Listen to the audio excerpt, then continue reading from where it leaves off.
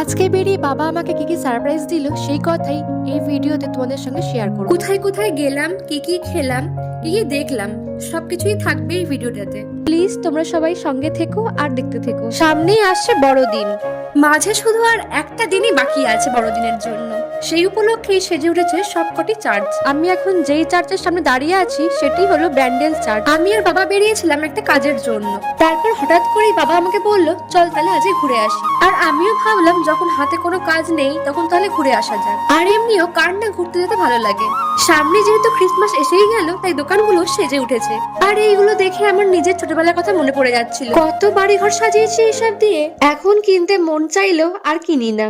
সেই তো পড়ে পড়ে নষ্ট হবে, তারপর ফেলে দিতে হবে। এই মানসিকতার পরিবর্তনটাই মনে হয় ছোটবেলা আর বড়বেলার মধ্যে পার্থক্য। আর আমি তো ভেবেছিলাম আমাদের ঘোরা শুধুমাত্র এইটুকুনি, এরপর বাড়ি ফিরে যাব। সেই মতোই আমি বাড়িও ফিরছিলাম। আর এমন এক সময় বাবা হঠাৎ করে বলল, চল এই মলটাতে ঘুরে আসি। এর আগে এই মলটাতে কখনো ঢুকিনি আমি, তাই আমিও খুবই এক্সাইটেড ছিলাম এই মলটাতে ঢোকার জন্য। আজকে বাবা একটার পর একটা চমক দিয়েই যাচ্ছিল।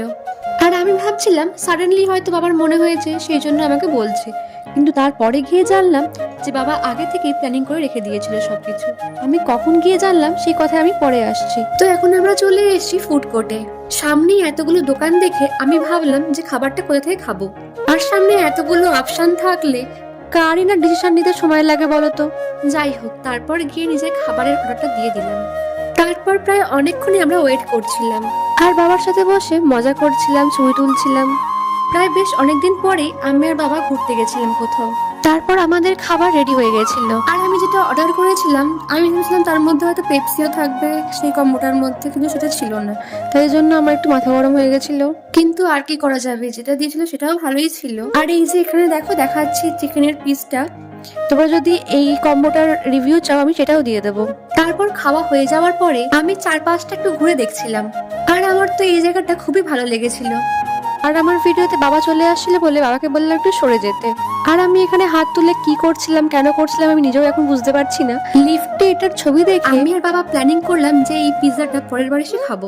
তারপর নিচে এসে মোড়ে ঢুকেছিলাম। সে জিনিস কিনি আর না কিনি আমার এমনি ঢুকতে খুবই ভালো লাগে। এই আউটলেটটা একটু বেশি বড় আমাদের এখানে যেটা আছে সেটার থেকে। তারপর নিজের জন্য 2-3টে প্যাকেট নিলাম চিপসের। যেহেতু আমাদের ওখান থেকে বেরোতে অনেকটাই লেট হয়ে গেছিল সেই জন্য তাড়াতাড়ি বাড়ি ফিরতে হবে, তাই আমি আর বেশি কিছু দেখলাম না। এরপর মল থেকে বেরিয়ে বাবা আমাকে বাড়ি ফেরার পথে বলছে যে এইসব বাবা নাকি আগেই ভেবে রেখেছিল। আর আমায় বলেছিল যে কাজের উদ্দেশ্যে বেরোচ্ছি। আর আমিও সেটাই জানতাম।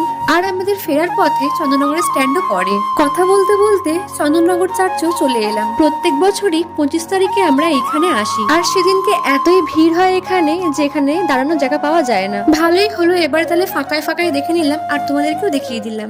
আচ্ছা এবার তাহলে আসি বাবার কথায়। মাঝে মধ্যে বাবা এরকম ছোটখাটো সারপ্রাইজ দিয়েই থাকে। সেটা শুধু আমাকে না, বাড়ির প্রত্যেকটা মেম্বারকেই এরকম আচমকাই চমকে দিতে পছন্দ করে বাবা। আজকের সন্ধ্যাটা ভালোই কাটলো বাবার সাথে। আর এই চার্চের ভেতরটা কি সুন্দর লাগছে তাই না? অবশ্যই কমেন্ট করে জানিও যে তোমরা 25 তারিখে কোথায় কোথায় সবাই ঘুরতে যাবে। আর এটাও জানিও যে আমার ভ্লগ তোমাদের কেমন লাগছে। যদি ভালো লেগে থাকে তাহলে অবশ্যই একটা লাইক করো আর অবশ্যই চ্যানেলটাকে সাবস্ক্রাইব করে দিয়ে যেও। আর এই দেখো চার্চের ভেতরটা প্রায় পুরোটাই সাজানো হয়ে এসছে ওদের। দরজার ফাঁক দিয়ে যেটুকু দেখানো সম্ভব হয়েছে সেটুকুই দেখালাম তোমাদেরকে। শোনাই কেমন লাগলো আজকে যে বেরিয়ে এলি, ঘুরে এলি, প্ল্যানিংটা কেমন ছিল বল? হ্যাঁ, প্ল্যানিং তো খুবই ভালো ছিল, শুধু আগে থেকে বলে রাখলে আরেকটু সেজে গুজে যেতে পারতাম। এটাই যে আফসোসের কথা।